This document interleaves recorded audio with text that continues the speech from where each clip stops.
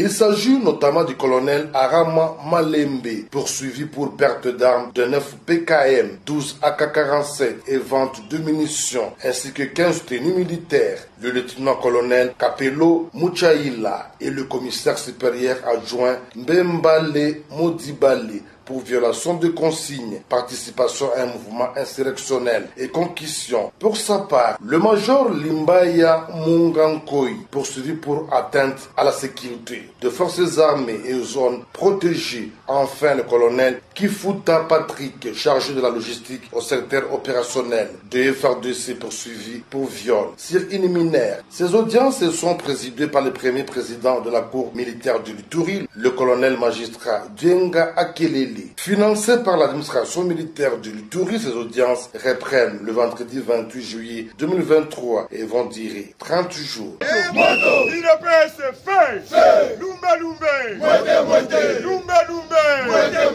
parlementaire debout. Le parlementaire debout. Le parlementaire debout.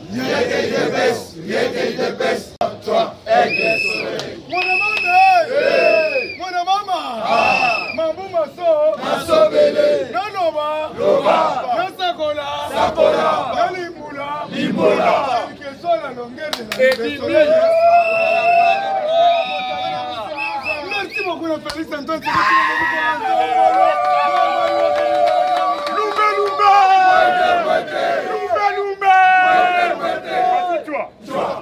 Fatigue-toi. Allez, fatigue-toi. Aigle soleil. Merci beaucoup, Bobengi Aigle, Bobengi Soleil. Bobengi Makambo Salami na Congo. Allemagne, Afrique. Maintenant,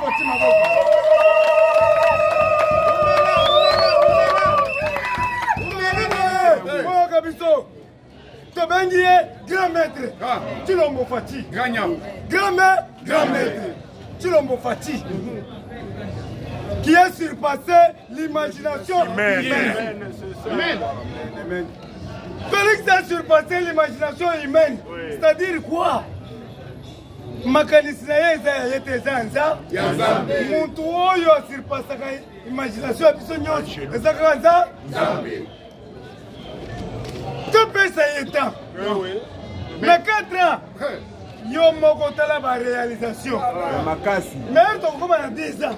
Ndeko 20 ans. On connaît Mabundu 50 ans. Olympique. Depuis que la francophonie est venue en RDC.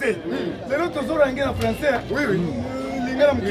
Depuis que la francophonie est en RDC. Hier, dollar, ils ont pas tapé. De 23. On connaît là. 23. Nous, on a changé la 23. Yaya, nous avons 19. Ah, voilà. J'ai le cognac de Galou, il l'a pas.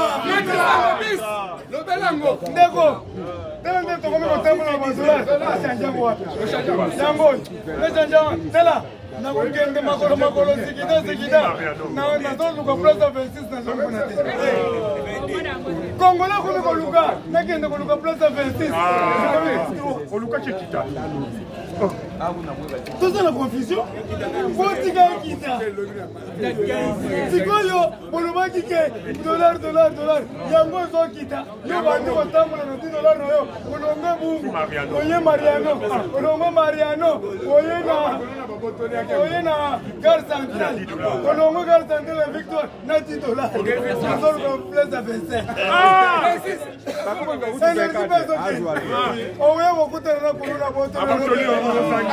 tu as perdu. Tu risques de perdre toi en voulant trop gagner. Si vous avez que la rue française, on a en voulant trop gagner. Tu risques de perdre. Nous sommes à 23 ans et coquilles. 2000 francs au sein de l'autre côté. Les autres sont 5 ans qui t'ont les soucis. Amen. Nous sommes à Fukimango. Alors, prophétie à Fukimango et Kokisami. 5e président Koya. Bako menacé ye. Bako bomobatu na nzela po bako selema kama. Ah! Simbité. Bako lingate que francophonie c'est la mboka. Mais francophonie est costale. Batu basko ni plein à craquer. Jamais vu. Jamais vu.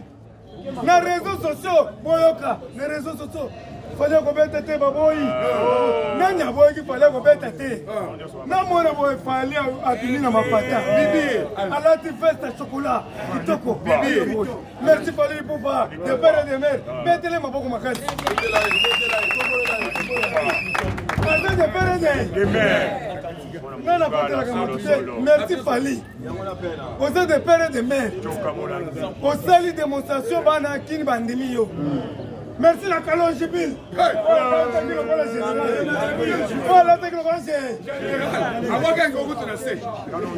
Merci la Bimba musicien la Bisso pour une démonstration qui tombe.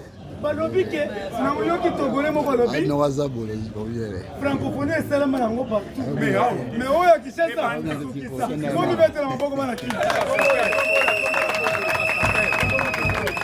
maintenant on a dit ceci. Merci beaucoup le Félix Antoine Tshisekedi parce que vous avez organisé l'armée en RDC. Une bonne organisation. L'armée c'est la discipline des armées. La discipline c'est la mère des disciplines.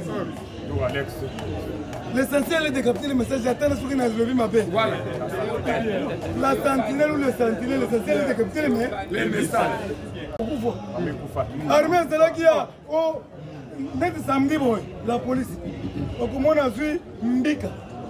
À ça, Toboliao. A vu Mbika Tien. Et Ketiao. A vu Pepsoda. A Tetiao. A vu Brosada. Azu Mwamba, Azu avocat et pas suivre la quête. Azu c'est pas Mikette à moi. Qui est Moulojan? Mais, elle va se faire un inspecteur Moko Banda Kotika Bango, Kassongo. Kassongo, Azaki la vigilance. Mais, il y a des gens qui ont été likolo. Dans le lobby, je préfère de mourir que vivre chez nous. Qu'est-ce qu'on veut? Allons, mais vous mettez la main à beaucoup. Qu'est-ce qu'on veut? On humilie un gars. On va nous dire et ça, on va humilier Fati. Ponga, il y a une image à Fati. Nous sommes représentés partout. On va nous dire à la banda. On va se gagner. Mais na kenda qui na sali 3 semaines na bimi. Na lobby na tché. Il faut qu'on ait likolo. Qu'est-ce qu'on veut? Okolomba. Il y a l'autre aussi pour parler à solo. Nani. La bengaye. Blaise. Mettez la place.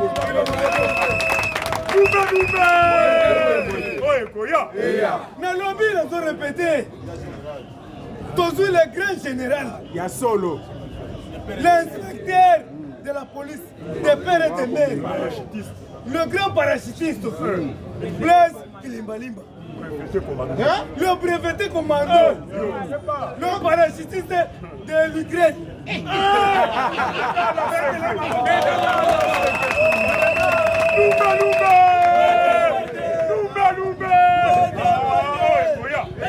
Nathan Mobutu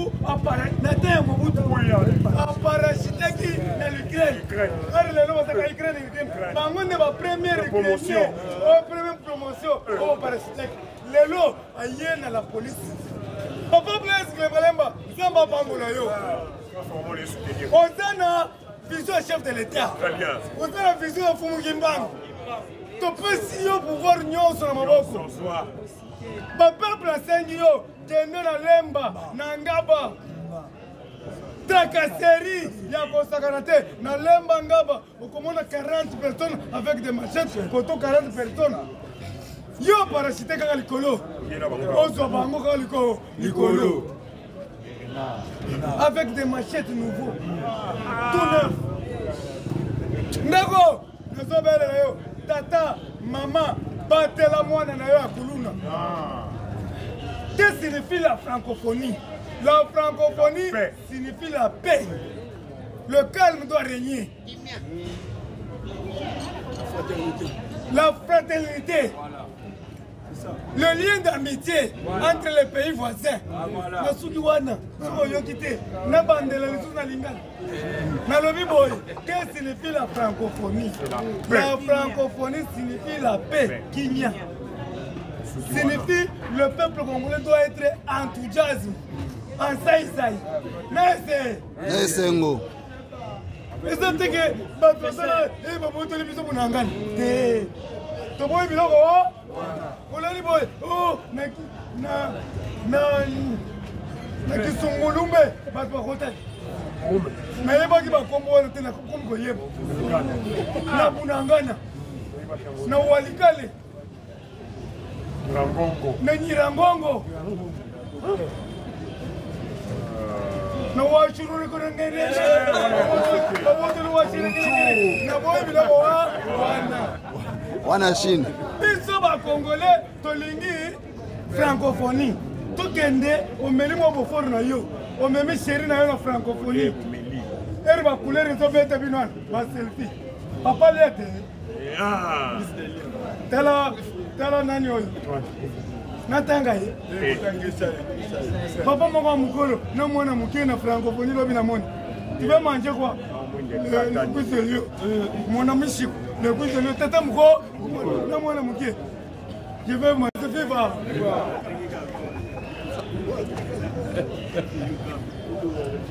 tala papa Blaise na lemba babeti pasteur Onyonso beti pasteur asibali pasteur solo nzombo elanda ye ono de Jésus na lemba babeti pasteur bakatikati ye nyonso wana jalousie parce que stade na biso kito les politiciens sans conviction ni idéal po balobaki insécurité papa Blaise azali akosukisa bino on a ravi babomeli ye nini babetele nini bayibi kaka 10 000 na place lumbe ekoya yaya place boyo yibi okotiango na salon ozomona kaka mfumuki mbango okotiango na salon okomona taonda atochange bashene ndenge okomona taonda avandeli omoni amati lola yezokendeke pasesi pambani akokima ndako na yo na kianza peuple congolais demande l'intervention de papa Blaise Kilimbalimba. Il est sollicité partout. Papa, vous êtes sollicité partout. Nabandal, côté à Maï. Vous êtes sollicité. Na place au Bazobenga, piscine. Nabandal. Na bassin d'eau. Na piscine. Bazo Salanine. Bakomi, na babere rouge. En complicité avec les policiers non conviction idéal. Na sapon. Bozo bango nyonso. Bakende na walikale. Merci à l'événement du siècle. Oh, ça s'est passé. Malheur aux scribes, malheur aux pharisiens qui ne veulent pas le bonheur des Congolais. Souci la biso, les alliés congolais les 3 fois par jour. Objectif les Congolais à la tabilamba bien. Souvent moni muninga azangi kosekayete. Kabela yeso le ki yango ebele. C'est ça l'amour du prochain. L'homme est au-dessus de la mêlée. Pas ses alliés. L'homme est au-dessus de la mêlée du colo. Soko zangi. Ata oza kota ukende te oza namusote. Bima. Mukanda nzambe lebini. Lève-toi et marche. Bima. Kende tera parlement kende ko telem. Nzamba ko pambulo place ozo kende. Dites amen.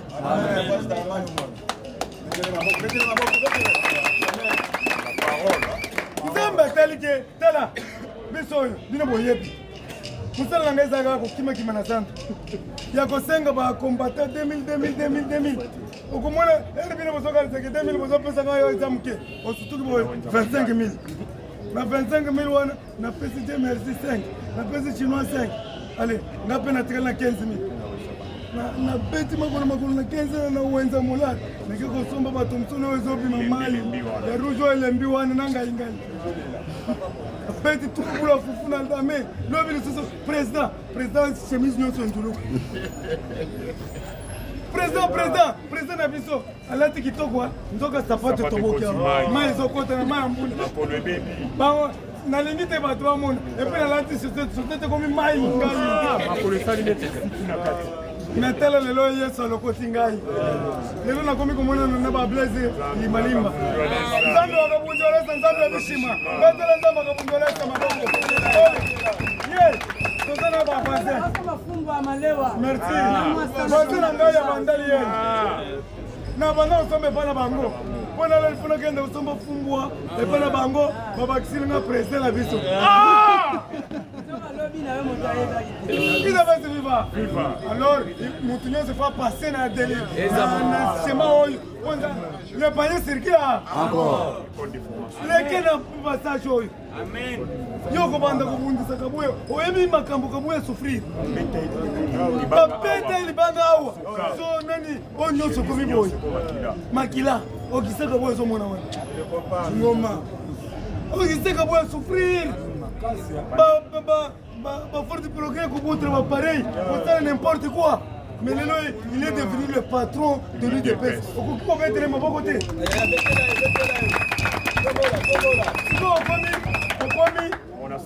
A commune, 10 véhicules, il y a aucun d'arrêt, il ne peut pas côté ma voiture. Vous n'avez pas mbolié. À mon niveau, pas sur mon acquis. Les lots commis, congrès. Moutouazou, Bazouké, Yozaki fédéral au Salakini, Monte Kabouya, à vivre,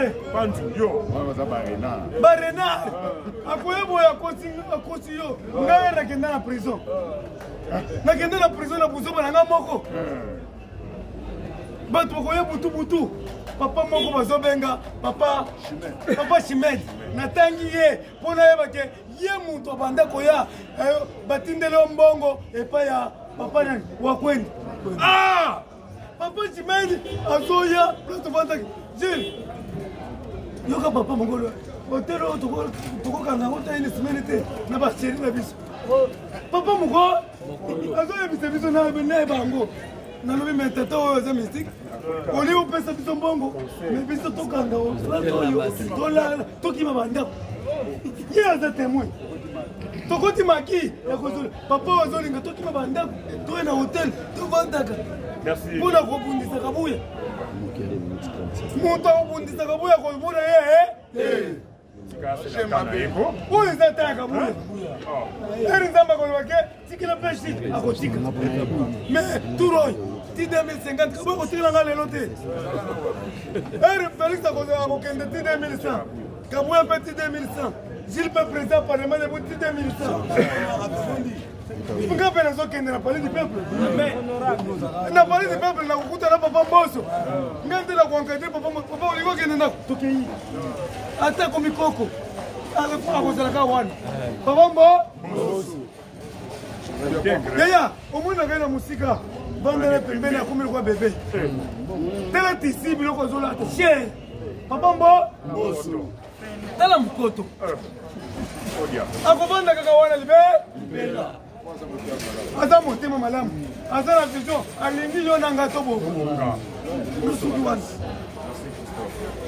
na gilfo 5 policiers nakoyebisa papa Blaise abetaka papa Blaise asakanaka te régie des eaux topesa merci parce que yo fongoli mai mais énergie électricité okolongwa électricité c'est zéro événement monene na kati ya mboka bozokata courant po bakombata na peuple congolais batalaka te est-ce que biso nyonso 60 millions tokoya na stade nazotuna bino mwana muli boya ntangile match kabeya match Inga 1, Inga 2, Inga 3, Zongo, Chala, Katendi. Mais bateau la moulille pour nani. Ministre d'énergie, j'ai même ma main coupée. Ceux qui francophoniens Sili, bateau réclamer aux Olongo. C'est là déjà maël aux Olongo. N'a déjà nayo. Bana bumbu balobi. Bazala courante. Bana kingasani balobi bazala courante. Bana yangiringiri bazala courante. Na pétrole Congo bazala courante. Ozokata, oza complicité, naba opposant sans conviction ni idéal. Ministre de l'énergie, oza M23. Aza M23. Bato bayebisinga lelo. Okati courant pour nani? Ah! Zonsa Kouradi. Mon tomotema mabe poto mona fatite. Poto mona ni ferete. Poto mona falite. Poto mona bilite. Mais yeba ke solo nzombo kolando na ndako na yo. Moto. Les événements bien organisés. Tout le monde était enthousiaste. Tout le monde était en saï-saï. Tout le monde était sophistiqué. Rocambolesque. C'est comme vous avez dit français. Kendo Luka Rocambolesque na exceptionnel. Kendo Luka Rocambolesque c'est lingate. Ce qui a fondé mo Rocambolesque c'est ça qui toko. Et quand tu déjà ça qui toko. Kendo ko bakisa na dictionnaire ce que tout le monde à laquelle elle est. À laquelle elle est, c'est-à-dire l'un après l'autre. Tous au côté de stade. Comme on va ensemble. Na mulongo. Et puis des autres arguités. Moi, je n'ai pas opposé au Baïbelinga Moine. Mais na moni moi na zongi moko na 5. Et ça c'est un côté. Alors oui papa na outi stade na moni bikamus. Merci. On va remettre ngai na koya. Na moni poto. Na tete Raphaël. Na moni Allemagne na kati moi na zo na moni Allemagne na Congo. Stade en couleur. Et puis, ceux qui ont saisi francophonie, ils ont organisé des chaînes sur la canne. Nous avons sportivité. Ils ont organisé des chaînes sur la canne. Beaucoup de là. Beaucoup de joueurs qui ont fait des ballons de beaucoup de Moukanya. Maman Malé. Maman la Koufa. C'est de fait, Maman Malé a reçu quoi? Et donc, c'est pas ça que nous avons cité parce que elle est belé. Et c'est elle est belé. Voilà, moi, elle est belé, Fatih. Fatih, voilà, moi, elle est belé. Papa Pasteur. Fatih, voilà, moi, elle est belé. Papa Pasteur a sa vision en Fumukimbangu. L'incarnation de Fumukimbangu. Parce qu'avion va commis Simon Kimbangu. Ah! Le nom de Simon Kimbangu a aux États-Unis. L'arrivée de Simon Kimbangu. Il va m'indiquer mission Miki. Na Belgique, mais on l'avait tué le monsieur ici. Il est resté par l'avion. Mon nom est Miki. Simon Kimbangu a ressuscité l'icône. Yo kanga qui est na chaîne. D'être un Fumukimbangu, ma boka na lingaka mingi. Na zone wa Fumukimbangu, oya liputa. O ba Belge ba benda liputa. Koto 25 koto batela soka za moi sibe mbali. Premier miracle. Oya nzombo. Oya banda usana PZ. O banda ukende musala makolongulu. Na zone wana ba père fondateur. Fumukimbangu wa veste. O ba zole akusi mbatenga ngai. Dans ce bel moment de la cité, j'ai entendu une chanson. Togo Kendete, Togo Kendete, Togo Kendete, Togo Lala, Babu Mabiso, Nakata Stade. Nayoka Kinzembo wana, Togo Kendete, Togo Lala, Yafata Yoka, Balobi, Samanda. Yaya. Fatih aza mutu ya droiture. Alinga sala na des mandats. Mais puis nous devons passer sans mandat.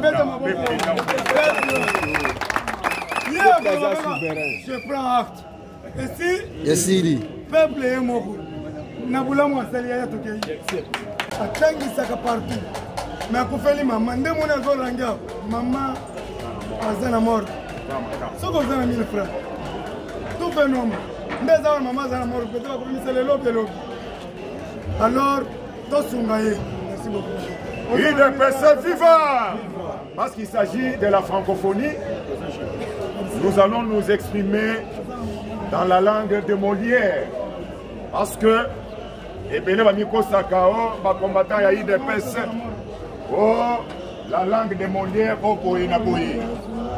nous apprenons Oyo Bazali formé Nankondo Etienne Tshisekedi Wambulumba, les tout premiers docteurs de ce pays. Alors le tout premier point, c'est la francophonie. Qu'est-ce que la francophonie? La francophonie, c'est un regroupement de pays qui ont choisi la langue française comme leur langue officielle. Et cette francophonie donc donne aussi à ces États l'occasion donc de faire donc ce qu'on appelle la culture. Donc les échanges, vous amenez votre culture, l'autre aussi amène sa culture, vous rencontrez, vous faites cet échange, et cette francophonie aussi préconise la solidarité. Alors pour s'élargir là-dessus, nous allons aussi évoquer quelques points, même 2-3 points du discours de notre chef de l'État, le président Félix Tshisekedi Tshilombo. Le président Félix Tshisekedi Tshilombo a commencé d'abord par mettre de côté l'invitation qui lui avait été lancée pour les sommets Russie-Afrique à Saint-Pétersbourg, en Russie, là où il avait envoyé le vice-premier ministre Jean-Pierre Bemba, chargé de la défense. Alors, tout ça, c'était pour accueillir tous ces visiteurs qui sont venus de 40 pays, venus de par le monde entier. Ils sont ici. Or, nous avons une maison qui reçoit. Cette maison-là, obligatoirement, elle est bénie. Donc, la RDC est bénie au moment où nous parlons. C'est ainsi que le chef de l'État, prenant la parole hier, il a annoncé qu'à l'horizon 2050, ceux qui parlent français, c'est-à-dire le locuteur, en grand nombre, on va les trouver ici en RDC. C'est-à-dire la deuxième place que nous occupons. Donc nous pouvons occuper même la première place. Parce que la RDC est en train d'avancer. Une paix vivante. Et le chef de l'État a encore annoncé que c'est dans un contexte donc de guerre, un contexte d'agression, où un petit pays tel que le Rwanda est venu agresser un grand éléphant tel que la RDC. Mais malgré donc toute cette mauvaise foi de Paul Kagame et ceux qui sont en train de les seconder, la RDC donc n'est pas restée à un stade ou bien n'est pas restée au même endroit et faire du surplace. Mais la RDC est en train toujours de prendre des initiatives et d'aller de l'avant. Quelles sont les retombées maintenant de la francophonie? Après les 10 jours que nous passons ensemble jusqu'au 6 août 2023, après toute cette compétition, il y aura aussi donc toutes nos provinces vont aussi se livrer donc à toutes ces disciplines. Et tous les gagnants de nos provinces viendront ici, même directement se disputer aussi les prix. Et après cela, même si la RDC demandait donc Chan, la Coupe d'Afrique, elle sera accordée à la RDC. Parce qu'au moment où nous parlons, nous venons d'obtenir les infrastructures en matière de sport jusqu'à plus de 90%. Est-ce que vous pouvez acclamer pour le chef de l'État, le numéro 1, le premier des citoyens, Fatih Béton? Là où tu es, au moment où les combattants sont réunis ce matin, tu dois vraiment recevoir nos sincères félicitations. Parce que quand on a parlé de l'échec, on a parlé de beaucoup de choses, mais on te voit, tu n'es pas venu pour la distraction. Voilà. Il y a ton stylo en main et chaque jour, tu ne fais que travailler. Et Dieu t'a envoyé pour ça. Donc, n'écoutez pas toutes les blagues à gauche. Oh, Fayoul, oh, ceci, cela, nous vous annonçons. Même la marche d'aujourd'hui a été reportée à une date ultérieure. Parce qu'au moment où il y a un événement du siècle, un événement mondial, donc une petite fourmi ne pouvait pas venir faire quelque chose sur le terrain. Le terrain, au moment où nous parlons, tous les Congolais, les regards sont fixés vers le site donc, de la francophonie. Fikine, Échangère, Stade des Martyrs, Stade Tata Raphaël, Palais du Peuple, etc. etc. Une de PC vivant. Pour citer parce que nous sommes nombreux, à l'est de la République du Congo, Paul Kagame s'était permis pour envoyer un renfort afin de venir renforcer les M23. Mais qu'est-ce qui s'est passé? Qu'est-ce qui s'est passé? nous vous annonçons et nous vous informons qu'ils ont été battus jusqu'à la mort. Parce qu'au passage, déjà Pierre Bemba dernièrement, le ministre de la Défense l'avait dit, si vous vous sentez que vous êtes fils du pays, amenez toutes les armes, venez les déposer. Au cas contraire, on va ramasser votre cadavre sur le champ. C'est ce qui se passe maintenant au moment où nous parlons. Donc la RDC, ce n'est pas n'importe quel pays. Donc c'est un pays de la différence. C'est un pays solution. Alors quand vous amenez vos blagues, sachez-le que votre sort donc sera selon les œuvres que vous avez amenées dans ces pays. Parce que nous sommes un pays qui bénit. Nous sommes un pays qui fait du bien. Les Sénégalais sont là. Les Maliens sont là. Tous ces peuples, les Libanais, ils sont là. Ils viennent en babouche, ils rentrent riches. Donc c'est pour prouver que les Congolais, c'est un peuple hospitalier. Alors pour aujourd'hui, j'ai dit et je vous remercie. Merci. IDPS, viva! Viva! Fatibé! Kungu Pembabe! Ministre représentant ya Macron Awa. Ministre ya sport ya France. Alors nous sommes surpris ici au Congo, ce qu'on n'attendait pas. Ce qu'on vient de voir ici au Congo. IDPS, viva! Viva! Et ça, les lettres sont levées là-bas, là, moi, il y a Fatih Béton. Les lettres sont levées là, là, moi, belé. Oyo to moni awa na mboka na biso eza makamba sika. Oyo to vivana luté. Faut témoigner à malamu. IDPS, viva! Viva! Lobby, en tout cas, il faut féliciter nous. Président de la République. Donc, tu es là, Fatima Bo. Il te plaît, viva. Moi, je suis là, moi, Merci, papa. moi, Bota la bola, moi, je fais ça là. Bota la niveau de commis. Makambu ya sika. Oto vivana nous ten mboka. Les autres commis remontent la yango. Grâce à Bolamu ya mwana mboka. Tobete la susu. Organisateur la francophonie mabo. Merci. IDPS, viva! Autour d'un quelle bonne nouvelle. Lobby président avant ya na stade. Bazala qui na réunion moko munene na hôtel du gouvernement. Likambo ya dollar. IDPS, viva! Bah lobby dollar fait comme à 16 000. IDPS, viva! Et ça bientôt, ça bientôt. On va te le rendre à ma bouche.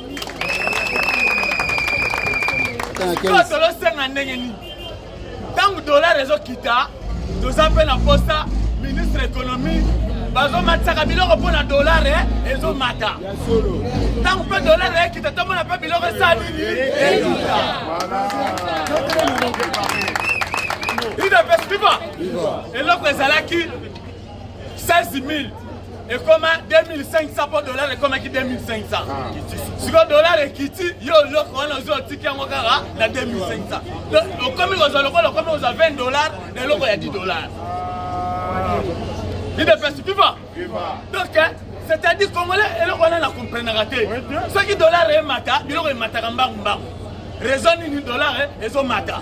Mais ce qui donne l'équité, il a raté. Si le ministre de l'économie est très chargé, donc Vital Kamere, la qui ça si que le dollar a équité, il a pas besoin de sa biloko. Il ne peut pas. Parce que les lettres de l'amour est belé.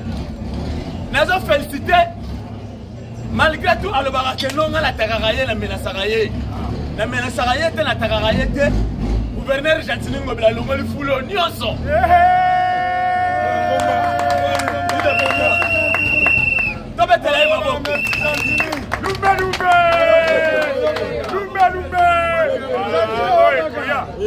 Merci Longola. C'est-à-dire avec l'Arabie, Voilà, voilà, mon nom s'auto témoigner. Tu ne peux pas. Ah, ça la raison. Tu témoignes, tu témoignes. Il y a un peu de sengi, ba foule, l'union syndicale, ça nini. Allons là. Basa la peu ba carnivore, nyonso. Comme ça, ceux qui me les bandits. Moi, ma belle, ça la sous-sous. Exacté. Tu ne peux pas. Naza qui le sous-sous, ba menace. Tant que le bec il cambouya. Il y a loyer, il doit payer ce FIFA. Bah bailleur, oh bah tiens bah garantie bah 10 mois bah 13 mois, monsieur c'est pas comment benga. Yo comment menacer biso bah ndaku na biso, hein? Bino ba sala nini? Hein l'état tongala biso ba ndaku. Bah menace to comme ko soya yango. Ministre urbanisme et habitat. Balobi le sol et le sous-sol appartient à l'État. L'État. Attends, peso, so linga buka lelo ba buka. Il doit payer ce FIFA. Ceux qui t'ont habitué à témoigner mon âme, toko loba. Il doit payer ce FIFA. Nazo ba na ko témoigner mon âme ya batu. Ba ministre ba do sala. Na bandina na gilet paluku. Il doit payer ce FIFA. Lobby surprise. Gilet paluku lobby ba keneki na limité. Parce que côté la site, place badinga ça la usine de fabrication ya mituka. Il doit payer ce FIFA. Oh et voilà transporter. Mais usine de fabrication de véhicules, il y a 6 balobi ba noté comme à moins de $10,000. Mais si vous avez un mituka te baloka. Il doit payer ce FIFA. Et puis il va nous sommes à crédit. Pour ça la ka, ba payer sur mituka, il y a 6 donc n'est pas ça la poto. Mais ça bola muto bola muté. Ah tu mets le maboko. Il doit payer ce FIFA. Na kana senses. Il doit payer ce FIFA. Na kana senses. Dans le bela DG Charles Moudiaï Kazadi. Makambo ya zo sala na senses. Eza makambo ya sika. Il doit payer ce FIFA. DG wana Charles Moudiaï Kazadi makambo zo sala na senses. Eza makambo sala mana luté. Asali nini? Ba journalier oye ba umela ba sali ata ba 10 ans ba sufota bango $50 ba parents ba responsable. Mais la volonté oya yé na ngo attaque moi na IDPS ya tongo albakisi bango x4. Merci. Merci Moudiaï. Merci. IDPS tu vois? Azuni apesi ba ako futa bango $200. Donc ba komi ko bina ba komi ko sepela. Wana na so vision ya nini ya le peuple d'abord. Aïe se former par OPJ dans la société. Si on a les autres, c'est la DG, ça la OPJ dans la société, ça la T. Mais à ça, l'inspecteur judiciaire, il y a 4 sociétés. On a surveiller, n'engagez Moussala et ça les maca. Bien. Oh, Moutoua, ça la Moussala boy. Est-ce que tu as ça fait continuer comme Tigaï à ça la Moussala? Il ne peut suivre. Il faut président, tu as la poste à DG à Boy, ça la partout. Ceux qui vont faire la malamu, ils sont tombés à la maboko. Par contre, ça moussa malamu, ils sont tombés à la maboko. Ils ne peuvent pas. Le cas la bateau va salir moussa la francophonie. Va salir moussa la malamu. N'a la robot et amour. Tout le monde allemand d'Afrique, on va passer dans mon besoin de mona. Tout le monde y a un mot awa. Ils ne peuvent pas. Oui, mais c'est tout la nuit. Ah, population, ABC Martin Fayoulou. Que yo ba marche yo zo lingo sala tika distraction. Merci population. J'ai la francophonie et ça j'ai international et européen ça biso ba congolais honneur. To ça nga ba distraction, to ça nga makambo ko sala. Mais lo ko malamu ko yo lingo sala marche non le 29. Ko ko na biso te. Merci. Comment ni nga population comme ko zonga. Donc faut comprendre to ça wapi to komi wapi to zo kende wapi. Les hommes savent que Fachi Béton a la lumière à Congo, a la rempart ya Souka ya Moka na biso. Donc ceux qui t'ont attaqué Fachi, Congo, il y a un coup fa. Nous avons mis ça grâce à ce biso de père et de mère. Yango wana biso photos à la fière. Lobby, Congo est à la maboko na biso, les Amboka na biso, avenir est à biso. IDPS, viva! Viva! Plus 243, 90, 92, 66, 23, combattant à 4 heures. Merci beaucoup. IDPS, viva! IDPS, viva! Viva! Bonjour à tous. Bonjour. Avec Dieu, nous ferons des exploits. Et nous croiserons nos ennemis. Avec Dieu, nous ferons des exploits. On ne croisera nos ennemis. Mais là, on est francophonie. Mouta Congo et Zala Congo. nano eloko édition eya na mboka na biso lokola eza du jamais vu eza lokola oyo eneka na 1974 oyo bazobenga le combat ya Alina Foremar. Donc peuple a vivre eloko oyo ya sika nde francophonie. Francophonie bato bakomi tuna eya ndenge nini francophonie eye mpona kosude barelation, des relations de bon voisinage kozala malamu na bangolais na bagabonais na bato nyonso. Sikoyo mokonzi ya mboka na nsima eloko oyo diplomatie eza nini? Diplomatie ezali tokoorganize CHAN bainvestisseur ebele bakoya na nsima likambo oyo parce que bamoni nini Congo eza na kimia, Congo lelo eza lumière, baporte efungwami, makambo ya bien ekoya na nsima po peuple congolais atambulaka na nzela kaka o ndenge eza boye tokozwa nini te ozososola te makambo oyo komema mboka musika elakisi ke mboka eza na boyokani papa kimia ezala francophonie elakisi tozala malamu na bandeko na biso relation ya bon voisinage. Donc wana okomona baporte ya Congo ekofungwaka bainvestir bakoya po bayebi mboka okimi ezali yango omonaki même opposition ya mboka ezalaki kokombattre likambo oyo mais yango nalobi avec Dieu nous ferons des exploits. Sima ya francophonie tozokende exploit mosusu le 11 août butu wana mpe Dieu akosala ebele. Avec Dieu nous ferons des exploits. Nzambe akoloba akopesa biyano epa batu akotombola mboka akomema Congo lolenge ya alingi. Voilà. Kolo Nzambe abatela numéro nanga c'est plus 243 84 038 11 20. Zamba poni o Fati Beton e Zamba poni o salela e Nanzo tope na motema na yo mobimba Zamba poni o Papa Félix e Zamba poni o salela e Nanzo tope na motema na yo mobimba Zamba poni viva viva. On a une chanson mythique parce que la conférence nationale souveraine avec Etienne Tshisekedi, le père, le fils et Dieu. Aujourd'hui encore, une victoire est revenue encore.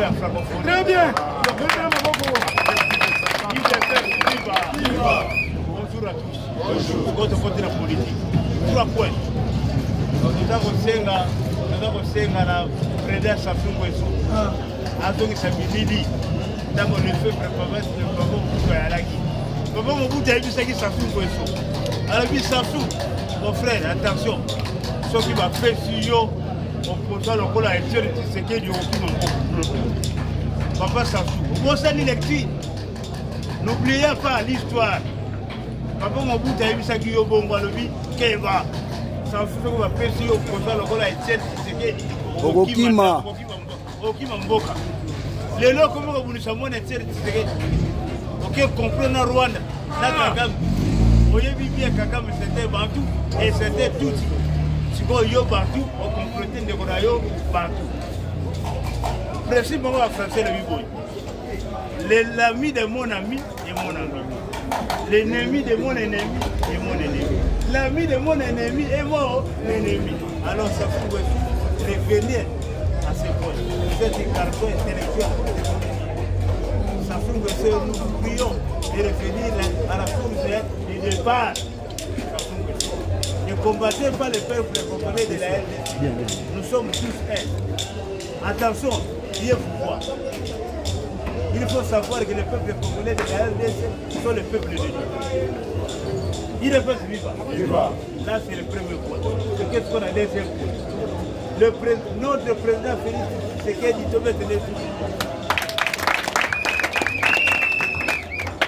Parti qui piège mon aîné contre le président Félix.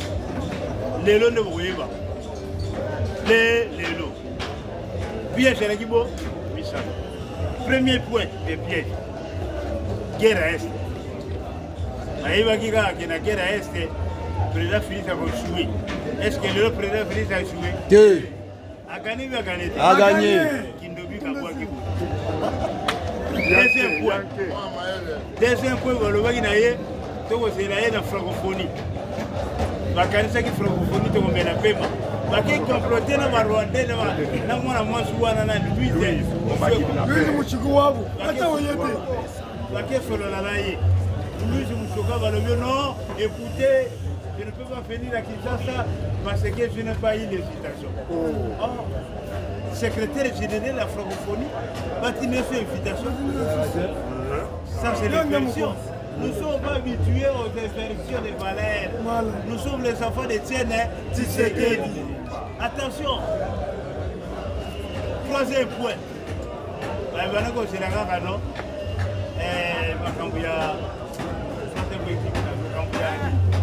Dans le but est, dans le but francophonie, élection. Dans le but élection, voilà, merci bien.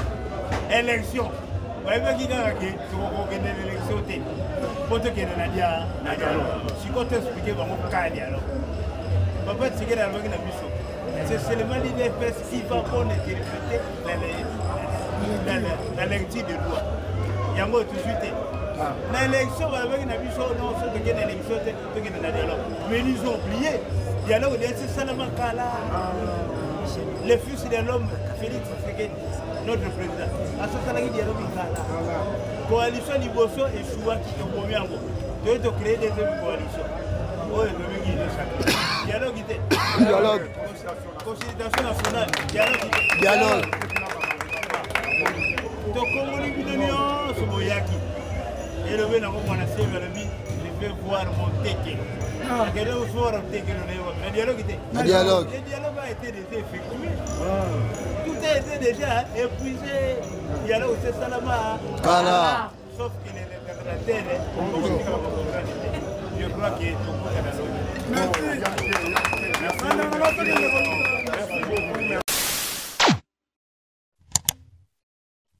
Africa cool, et abena cool, Africa cool, abena cool, le quoi cool matopi. Après toujours,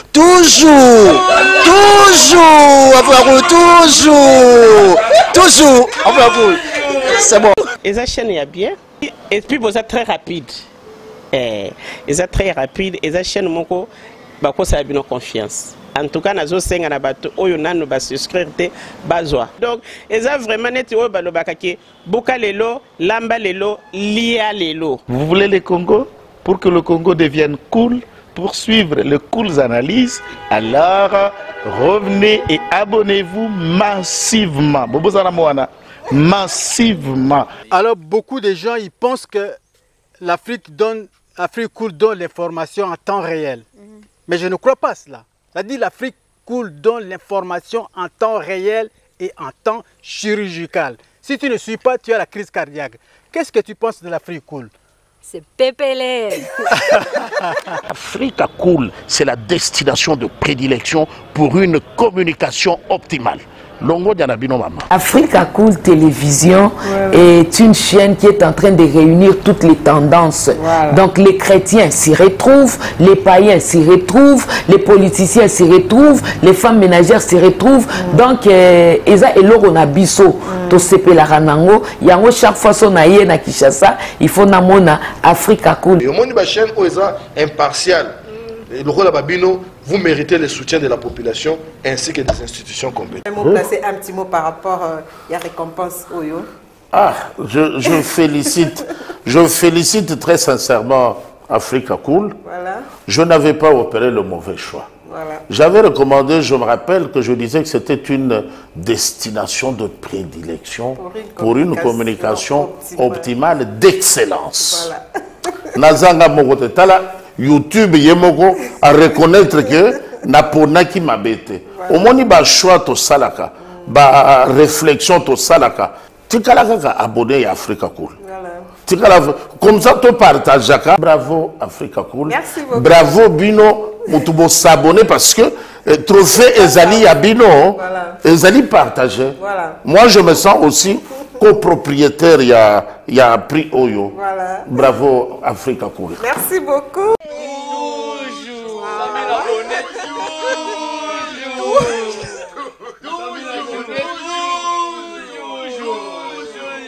Voilà.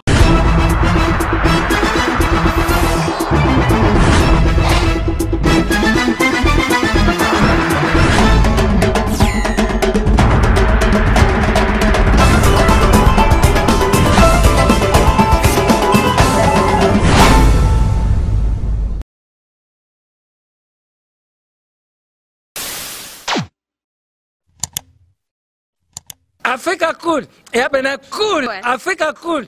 Après cool. Le quoi cool matopi. Après toujours. Après